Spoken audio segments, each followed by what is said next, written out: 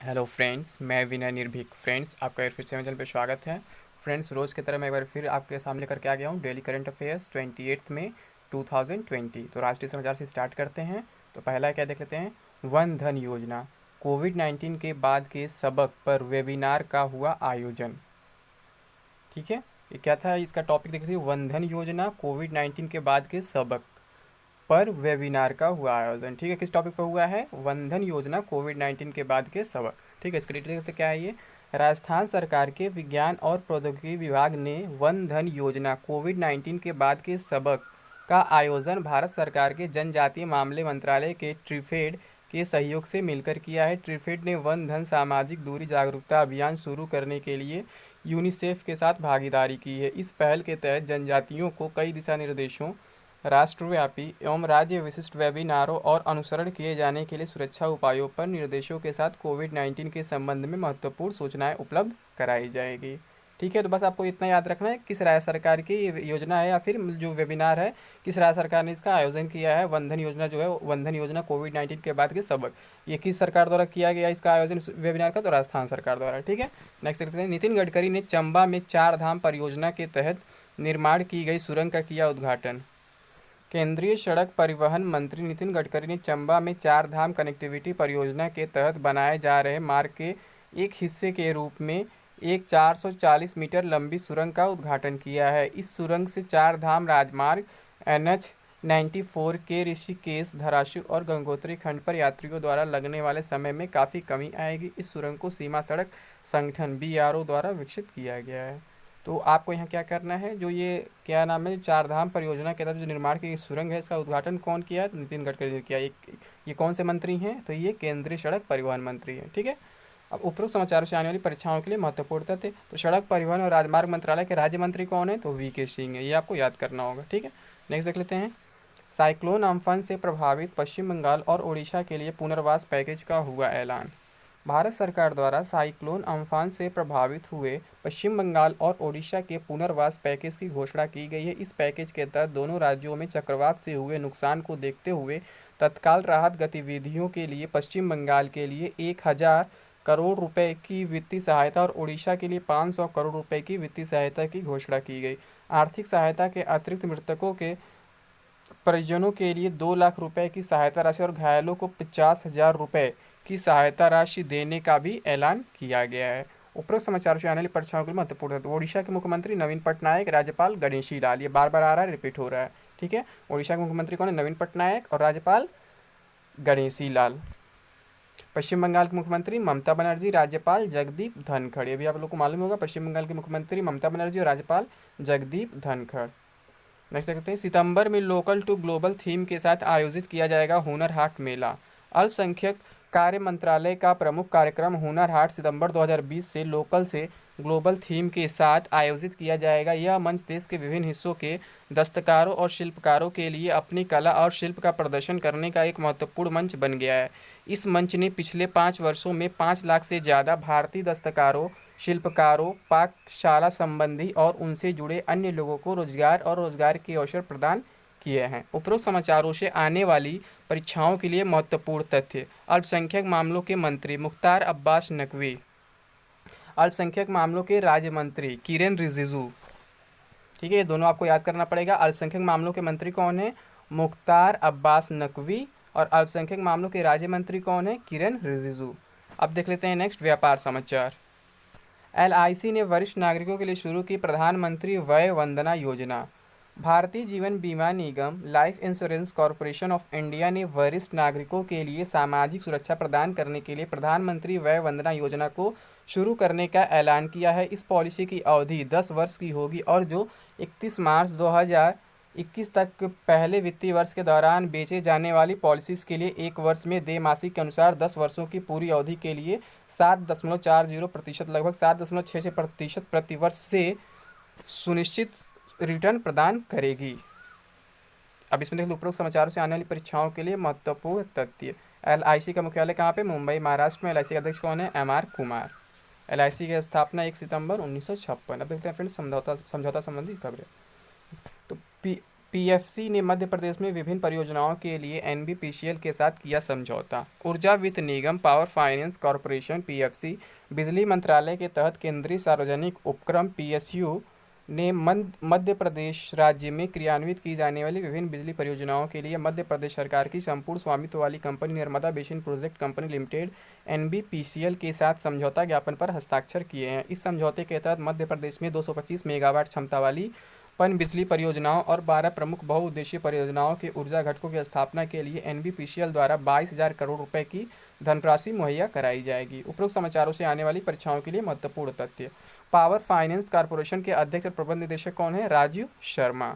तो आपको याद करना पड़ेगा, पावर फाइनेंस कॉरपोरेशन के अध्यक्ष और प्रबंध निदेशक Rajiv Sharma. Narmada basin projects company limited के प्रबंध निदेशक ICP Keshari. Narmada basin projects company limited के प्रबंध निदेशक आईसीपी केसरी। मध्य प्रदेश के मुख्यमंत्री शिवराज सिंह चौहान, राज्यपाल लालजी टंडन। ठीक है, मध्य प्रदेश के मुख्यमंत्री शिवराज सिंह चौहान, राज्यपाल लालजी टंडन। अब देखते हैं फ्रेंड्स पुरस्कार संबंधित कुछ खबरें। आईबीएम के राजीव जोशी ने जीता वर्ष 2020 का NIPLA investor of the year award. भारतीय अमेरिकी आईबीएम वैज्ञानिक राजीव जोशी को वर्ष 2020 में प्रतिष्ठित NIPLA inventor of the year award के लिए चुना गया है। उन्होंने यह पुरस्कार इलेक्ट्रॉनिक उद्योग को आगे बढ़ाने और कृत्रिम बुद्धिमत्ता एआई क्षमताओं को बेहतर बनाने में उनके योगदान के लिए जीता है। वर्तमान में डॉक्टर जोशी न्यूयॉर्क के IBM Thomson Watson research centre में कार्यरत हैं। यह पुरस्कार हर साल New York intellectual property law association NIPLA द्वारा प्रदान किया जाता है। उपरोक्त समाचारों से आने वाली परीक्षाओं के लिए महत्वपूर्ण तथ्य। निपला के अध्यक्ष कॉलमैन बी रगन। निपला की स्थापना 7 मार्च 1922। नेक्स्ट देख लेते हैं। मेजर सुमन गवानी को किया जाएगा UN military gender advocate of the year award से सम्मानित। UN military gender advocate of the year 2019 भारतीय सेना की अधिकारी मेजर सुमन गवानी को वर्ष 2019 के UN military gender advocate of the year award से सम्मानित किया जाएगा। यह पहला मौका होगा जब किसी भारतीय शांतिदूत को इस पुरस्कार से सम्मानित किया जाएगा।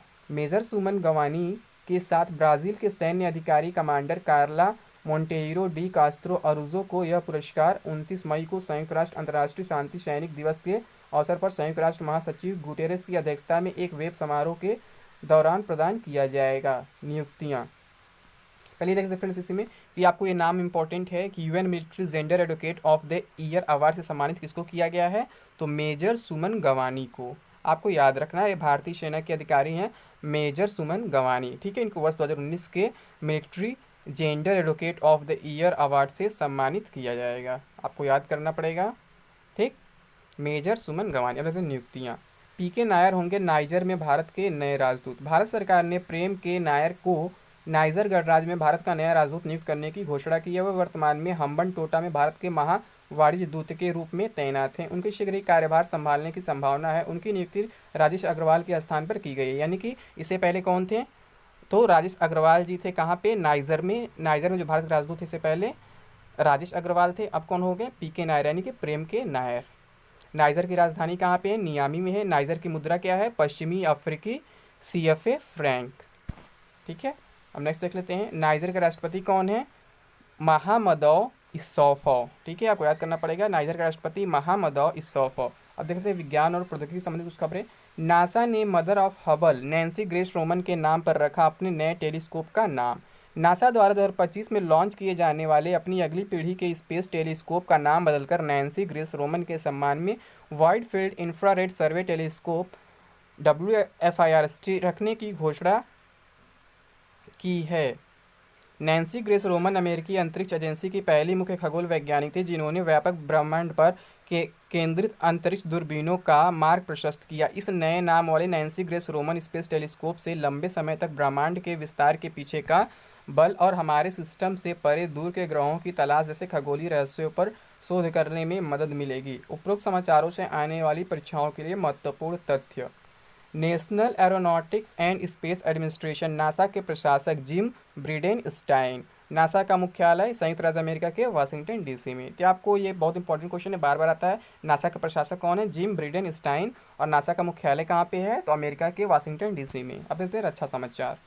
नई दिल्ली में आरंभ हुआ सेना कमांडरों का सम्मेलन। नई दिल्ली में सेना कमांडरों का सम्मेलन शुरू हो गया है। यह सम्मेलन का पहला चरण है जो 27 से 29 मई 2020 तक आयोजित किया जाएगा। सेना कमांडरों का सम्मेलन एक शीर्ष स्तर का आयोजन है जिसे साल में 2 बार आयोजित किया जाता है। इसे पहले अप्रैल 2020 में आयोजित किया जाना था, लेकिन कोविड-19 महामारी के कारण स्थगित कर दिया गया था। हालांकि अब इसे 2 चरणों में आयोजित करने की योजना है। इस सम्मेलन का दूसरा चरण जून 2020 के अंतिम सप्ताह में आयोजित किया जाएगा। तो आपको याद रखना है कि जो ये सेना कमांडरों का सम्मेलन कहाँ पे हो रहा है, तो ये नई दिल्ली में हो रहा है। ठीक है, नेक्स्ट देखते हैं निधन। शास्त्रीय संगीतकार श्यामला जी भावे का निधन। शास्त्रीय संगीतकार श्यामला जी भावे का निधन। उनकी हिंदुस्तानी के साथ साथ कर्नाटक संगीत पर भी अच्छी कमांड थी। उन्होंने भारत के पहले संस्कृत धारावाहिक कादम्बरी का संगीत भी तैयार किया था। प्रसिद्ध गायिका को उभय गण विदुषी दोनों शैलियों में विशेषज्ञ के खिताब से सम्मानित किया जा चुका है और साथ ही उन्होंने कुछ फिल्मों के लिए संगीत भी तैयार किया। इसमें पहली संस्कृत फिल्म आदि शंकराचार्य भी शामिल है। उन्हें कर्नाटक राज्योत्सव पुरस्कार से भी सम्मानित किया गया था। तो आपको बस इतना याद रखना है कि श्यामला जी भावे जो थे वो क्या थे, शास्त्रीय संगीतकार थे। ठीक है, जिनका निधन हो गया। अब देखते हैं फ्रेंड्स लास्ट में विविध समाचार। फेसबुक ने लॉन्च की calling application CatchUp. Social media दिग्गज प्लेटफॉर्म फेसबुक द्वारा कैचअप नामक एक नया कॉलिंग एप्लीकेशन लॉन्च किया गया है। इस कॉलिंग एप्लीकेशन का उद्देश्य दोस्तों और परिवार के सदस्यों के एक साथ कॉल के समय जोड़ना है। साथ ही इस ऐप के जरिए एक साथ एक समय में 8 लोग ग्रुप कॉलिंग में ऐड हो सकते हैं। इस नए प्लेटफॉर्म की सेवाएं मौजूदा कॉन्टैक्ट लिस्ट के साथ काम करेंगी और उपयोगकर्ता अपने मौजूदा फेसबुक खाते के साथ इस कॉलिंग एप्लीकेशन की सेवाओं का लाभ उठा सकेंगे। उपरोक्त समाचार चैनल पर के लिए महत्वपूर्ण। फेसबुक के मुख्य कार्यकारी अधिकारी कौन है, मार्क जुकरबर्ग। सभी लोग जानते हैं फेसबुक मुख्यालय कहाँ पे है, कैलिफोर्निया अमेरिका में। अब देखते हैं लास्ट में फ्रेंड्स, एनजीएमए ने राम किंकर बैज की 115वीं जयंती के उपलक्ष्य में आयोजित की ई प्रदर्शनी। राष्ट्रीय आधुनिक कला संग्रहालय national gallery of modern art ने प्रसिद्ध मूर्तिकार चित्रकार राम किंकर बैज की 115वीं जयंती के उपलक्ष्य में ऑनलाइन प्रदर्शनी का आयोजन किया। इस ऑनलाइन प्रदर्शनी का शीर्षक Ram Kinkar Baij journey through silent transformation and expression था। इस ऑनलाइन प्रदर्शनी को 5 अलग अलग विषयों portrait, life study, abstract and structural composition, nature study and landscape sculptures पर आयोजित किया गया। भारतीय कला में उनके उत्कृष्ट योगदान के लिए उन्हें वर्ष 1970 में भारत सरकार द्वारा पद्म भूषण पुरस्कार से सम्मानित किया गया था। उपरोक्त समाचारों से आने वाली परीक्षाओं के लिए महत्वपूर्ण तथ्य। National gallery of modern art के महानिदेशक कौन है, अद्वैत चरण गडनायक। तो आपको ये याद करना है, नया क्वेश्चन है। National gallery of modern art के महानिदेशक अद्वैत चरण गडनायक। तो फ्रेंड्स अगर आप मेरा ये वीडियो लास्ट तक देखने से लाइक करें, कमेंट करें, अधिक शेयर करें और अगर अभी तक आपने हमारे चैनल को सब्सक्राइब नहीं करें सब्सक्राइब कर लें। इसके साथ साथ बेल आइकन बटन दबाना ना भूलें ताकि आपको लगातार नोटिफिकेशन मिलता रहे और आप मेरा वीडियो सबसे पहले देख सकें। और फ्रेंड्स रही बात इसके पीडीएफ की, तो इसके लिए आपको क्या करना होगा, एक व्हाट्सएप ग्रुप ज्वाइन करना होगा जिसका नाम है यूपी लेखपाल एग्जाम 2021, जिसका लिंक आपको डिस्क्रिप्शन बॉक्स में मिल जाएगा। और इसके साथ साथ अगर फ्रेंड्स आपने अभी तक हमको फेसबुक, इंस्टा या फिर ट्विटर फॉलो नहीं किया तो वहाँ पर फॉलो कर सकते हैं। इन सभी का लिंक भी आपको डिस्क्रिप्शन बॉक्स में मिल जाएगा। फॉलो करने से ये फायदा होता है फ्रेंड्स, जब आप डीएम करते हैं तो मुझे आपका मैसेज आसानी से मिल जाता है और फिर मैं उसका जवाब दे पाता हूँ, क्योंकि बिना फॉलो के अगर आप मैसेज करते हैं तो क्या होता है, मैसेज आपका स्पैम में चला जाता है जो मुझे नहीं मिल पाता है। ठीक है फ्रेंड्स, तो आज के लिए बस इतना ही। Thank you.